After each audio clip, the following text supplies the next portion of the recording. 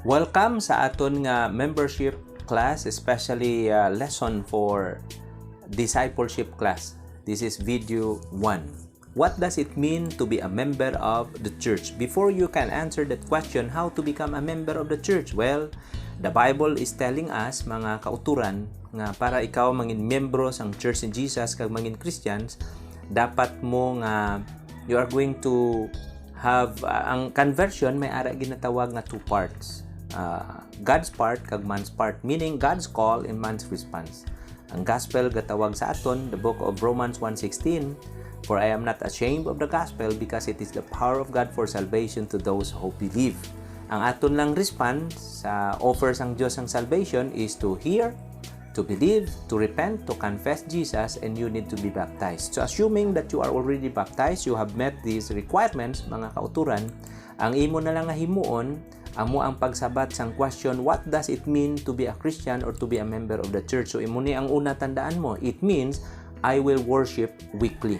But of course, you can worship through prayer meeting and other cell groups, but ang akon ginamin diri is the weekly worship. So I will worship weekly or I will fellowship weekly. Amo na ang meaning kung ikaw Christian na. So ang question nga importante, why is weekly worship or fellowship important? Because in the book of Luke 4:16, nagsiling, he went to Nazareth where he had been brought up. And on the Sabbath day, he went into the synagogue as was his custom, and he stood up to read. May word as was his custom. Mga kauturan nga ang dapat ara ka kada Domingo sa church to follow the example of Jesus Christ. Luke 4:16, kung si Jesus nga anak sang Dios, batasan niya sa panahon sa mga Jewish people, Sabado ang ilang nga simba, batasan niya ang pagkadto sa church, ikaw paayhan. So ang example sang early church, every Sunday ara sila sa church ga fellowship, ga gathering. And of course, anong purpose nila? To worship. Ga communion sila Domingo. Nag-abot ang Espiritu Santo adlaw nga Domingo. The church was established on the day of Pentecost, that was Sunday. Ang Holy Spirit nag-abot Domingo man. The first converts were converted Sunday. No, ang Revelation 1:10, ang ginatawag nga Lord's Day, it is Sunday. So after sang resurrection ni Jesus, wala na Christian gathering na tabo. Sabado nga recorded ng Book of Acts. Always gid Domingo. Kung si Pablo man nag-observe Sabado, inaya panimbawon sa mga Jewish people pero hindi inaya mo ang church. Isa ka rason nga ga-communion sila kada Domingo is to isa ka rason nga gatipon ang mga early Christian kada Domingo is to partake the communion, no? So padayon kita nga dapat ka magsimba kada Domingo to follow the example of Jesus Christ. Suno pa sa isa ka church survey amo ni, isa ka pagtuon. Kung ang gasimba ang tatay kag nanay, 72% sang mga children mangin faithful sa church. Pero kung tatay lang ang nagasimba, ang faithfulness sa mga kabataan sa church is 55% lang remain faithful. Pero kung wala ang nanay, ang nanay lang ang ga-attend, wala ang tatay, 15% lang sang kabataan remain faithful in the church. Pero kung wala gid ang nanay, way man ang tatay simba-simba, ang kabataan 6% lang will remain faithful. Amo na ikaw, kung magkapamilya ka, dapat kada Domingo ara ka sa simbahan. Ano pa gid ang duwa nga rason nga dapat magsimba kada Domingo? Acts 27, on the first day of the week we came together to break bread, to also follow the example of the early church. In the book of 1 Corinthians 16:1 and 2, may collection sila kakatabo on the first day of every week. Nagatipon sila to collect help for the churches. Tungod may establish nga practice sila nga kada Domingo ga fellowship. So ikaw as a Christian, you must worship or fellowship weekly. Naintindihan? To follow the example of Jesus and to follow the example of the early church. Ikatatlo nga reason diri is for accountability and fellowship.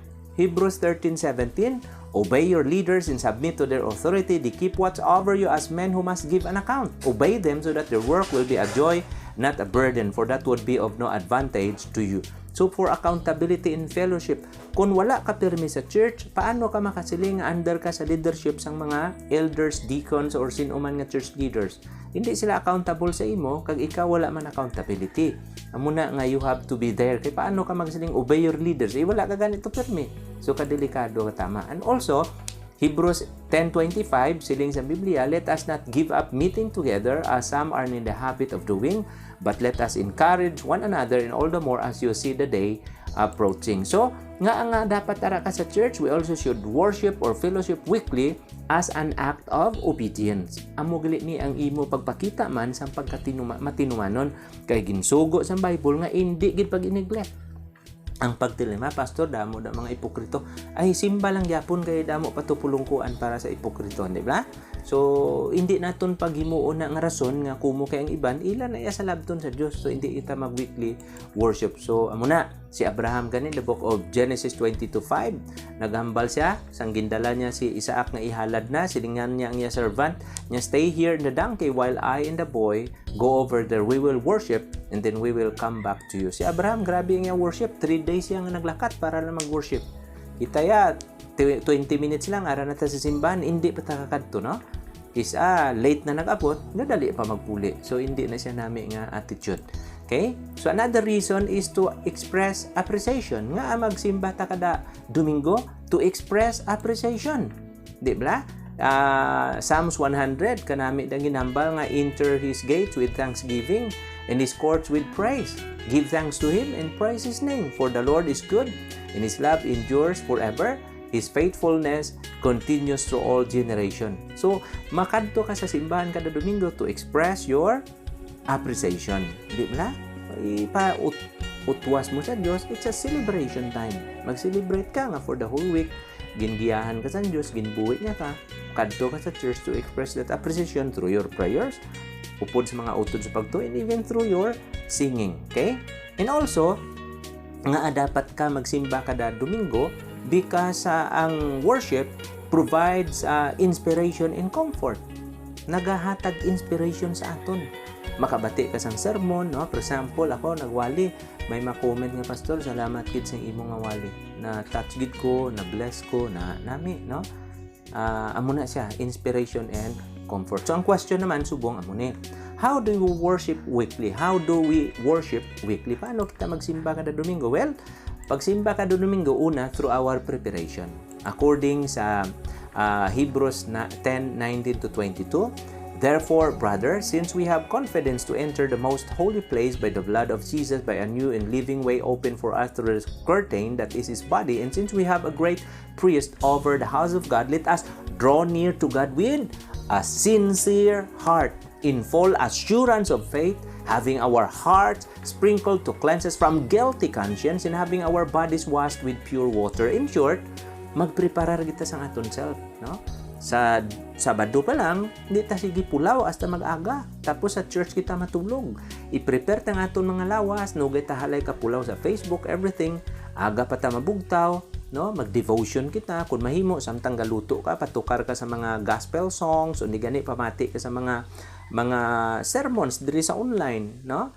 Mga safety balay ang mga sermons na para makondisyon mong imong heart. Na naintindihan? So preparation. Okay, and then ay kadua nga, how do we worship weekly? Through our participation. Dapat ikaw mag-participate. Kung may gakanta-kanta ka, don't be late in the church. Dapat early ka pa.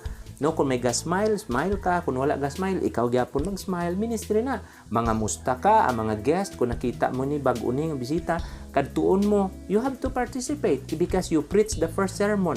Wala pa ka preach ang pastor, naka-preach ka na sa mga guest. Hindi, labay-labayan mo lang. Wala ka welcome, way tanan, no? You have to talk to the guest. I-welcome sila. Mabalaan mo man sinong guest sa church. Labi na jutay lang ka mo.